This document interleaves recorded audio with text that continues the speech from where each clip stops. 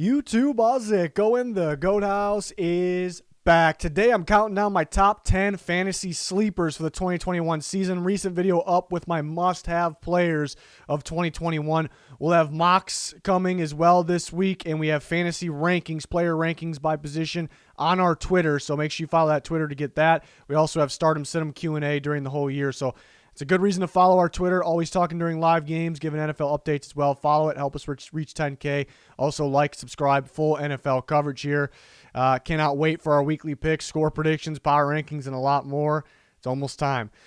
Here's our Twitter, and I just tweeted this out before recording this that, my fantasy rankings will be coming. I'm going to post them on Twitter, only trying to grow that Twitter following. It's very important for you guys to follow that. And then Stardom Situm during the year. We did that last year as well. I'll answer anyone's questions if you follow us on Twitter during the entire NFL season. So very important and much appreciated if you follow that. Sleeper, start with running backs. I threw Chase Edmonds up here. He's a sleeper, and he's also a risky one as well. I talked about it. We had a training camps battle video, and the Cardinals' biggest training camp battle I thought was Chase Edmonds versus James Conner. And I mentioned that, maybe fans don't agree because they really want Chase Edmonds running back one. I'm with you guys. I'm right there with you guys. But why it's a little bit of a battle because how much they use Kenyon Drake and the lack of using Edmonds for the most part, they got him going late last year, was confusing. Running on early downs to Drake because he's kind of a powerful runner, physical runner. They could do the same thing with Connor, which could leave Chase Edmonds in the same role he was last year. So it is a little risky, but I think they will see that Edmonds kind of fits their style of play. He's dangerous in the passing game as well, catches the ball in the backfield, downfield, and they'll realize that Connor can't handle an entire load like a Kenyon Drake. So Edmonds will get carries. Again, it's risky. I could, for the reasons I explained, we all could be wrong on this. We all think Edmonds is the guy, but I'm definitely willing to take that risk. I had him on one of my teams, and late in the year, he helped me a ton, and they started to realize that he's a key factor. And, Drake not being there, I think this helps big time. So definitely like Chase Edmonds here, definitely a sleeper. Maybe, some people not really a sleeper, already a known guy that they must have. It's definitely a possibility. A rookie here, Michael Carter, the Jets rookie running back from North Carolina. Had a fantastic season for North Carolina. Could also catch the ball out of the backfield, downfield. Was pretty good on those wheel routes. So a solid route runner and home run hitter too. He knows what lane to pick, how to create the lane almost. So you get those big chunk plays, whether it's on the ground or through the air. That's fantastic.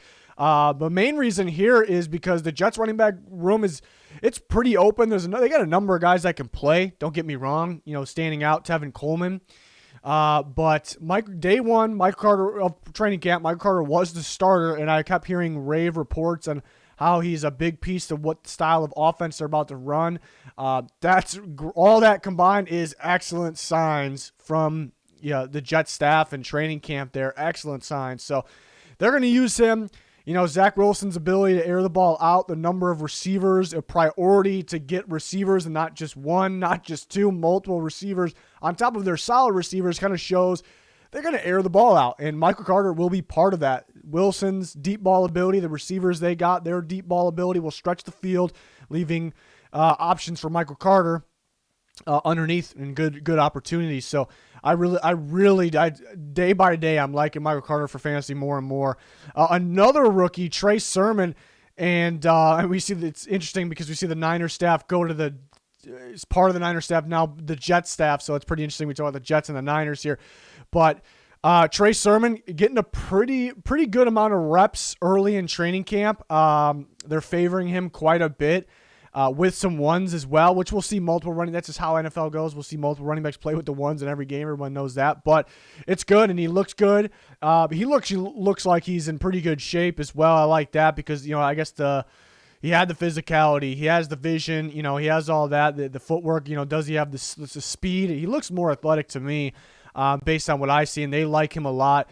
They drafted him for a reason. It's interesting. 49ers haven't really valued running backs. They just pull these guys out of nowhere, it feels like, and they end up working out because the scheme, and they know how to judge underrated running backs, apparently. But all of a sudden, they value a running back. Drafting the third round, they value him. So they had to have Sermon. They see a lot in him. They probably had a higher grade on him than third round for them to take him there. All fantastic signs for him to get a good load. Mostert's a better overall running back, but they're going to limit him because he has major injury concern. They're also starting to kind of go towards the Trey Lance era. Obviously, they didn't just trade up and take Trey Lance at 3. You don't forget the trade up. You don't take Trey Lance to not kind of gear towards that.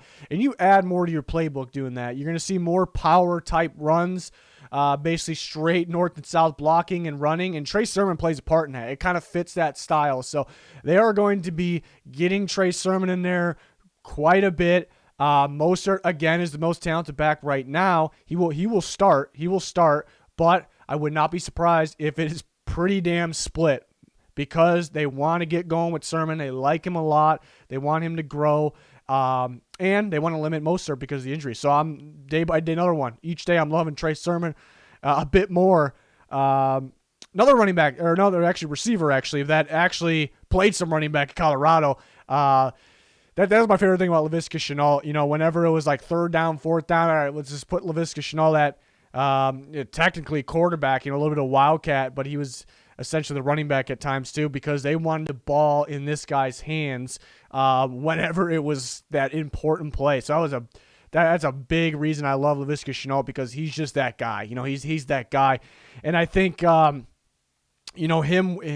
with Trevor Lawrence is perfect. I think it's that style of receiver that's an outside guy, an inside guy, can run routes down the field, intermediate, underneath, can play in the backfield. You can hand him the ball off, end around, screen passes.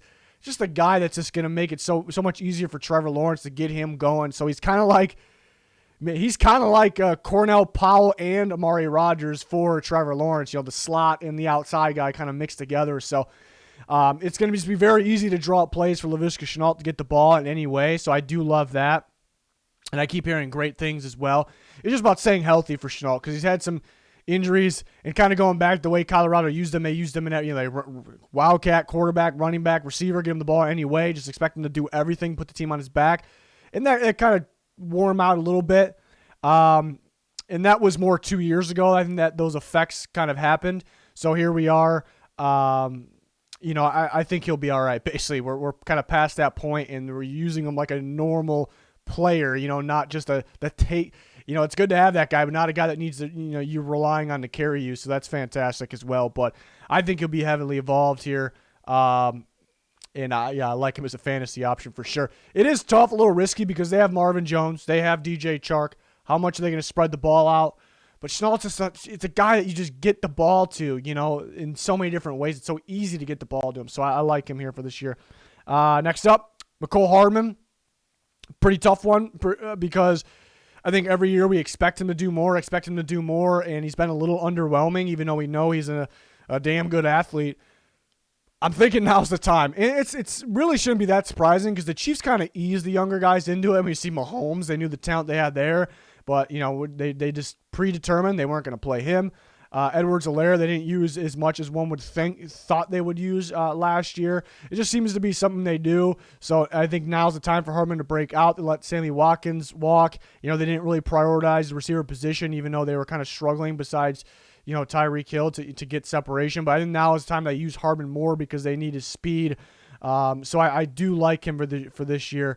I was about putting Cornell Powell in here, but I think the speed is what takes over mainly in the Chiefs offense. So I do like Hardman. It's a little risky based on the past, but I think now's the time where they kind of, because it really hasn't been his fault. It's, all together, you wish he would show up a little more, but the Chiefs, I just think take it easy with these types of guys. And now's the time where they kind of, force him into action. I think he gets those reps.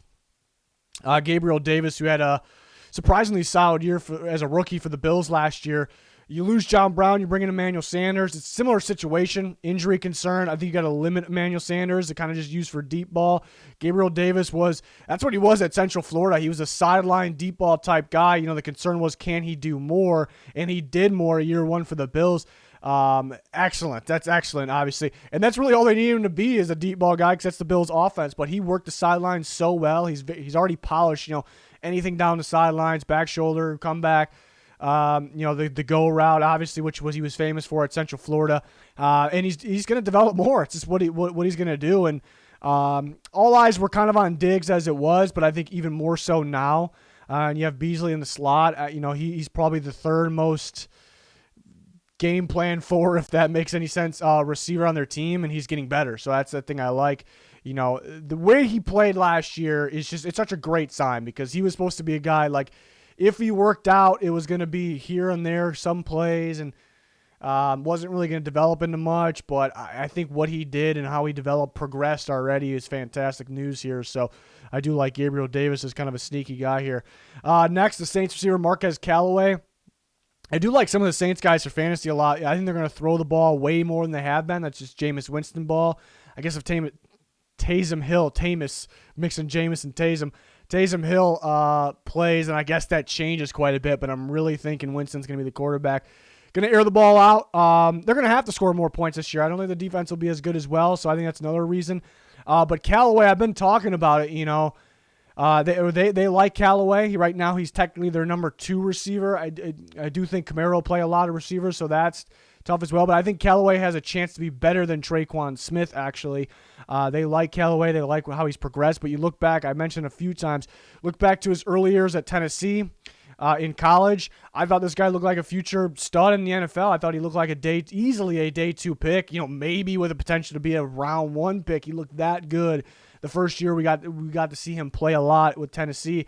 And then it kind of declined from there, and talent just doesn't go away on young players, so you got to figure out what happened. And maybe the Saints figure that out, maybe just, playing with more of a passing quarterback, Jameis Winston now, and with this NFL staff, this great staff, NFL players, I think he could break out. It could be a guy to, like, okay, now this is the guy that we thought we thought he was going to be this. I could see us saying that, at the end of this year. So a little bit of a sneaky guy, probably goes undrafted in a lot of leagues, honestly. Some tight ends. There's a few tight ends I really like as sleepers. Gerald Everett, hit or miss with the Rams. They did have Higbee. The Seahawks do have Disley, who could be pretty damn good if he's healthy. Big if. But they bring in Waldron from the Rams. Everett, familiar with that. They're gonna pass the ball a lot more. That's what they're gonna do. So Everett's gonna be sneaky over the middle of the field. DK Metcalf controls the sideline. Lockett does a bit of everything. So I like Everett over the middle of the field. Again, they're gonna pass more than we're used to, so that's a good sign for Everett, kind of trying to enter his prime. That's also a good sign here. Another one I like is the Vikings tight end Irv Smith Jr. He's primed for a breakout season. No more Kyle Rudolph there. Irv Smith's kind of the guy. Definitely a receiving threat. Why they kind of eased him in, because they like their tight ends to block a little bit. They wanted him to grow in that category. He's always been a threat as a receiver, and now here we are a few years later after he's been drafted, and now he's the starter, and he's definitely a threat. He got going at the end of last year as well. I think so many teams are just worried about Thielen and Jefferson.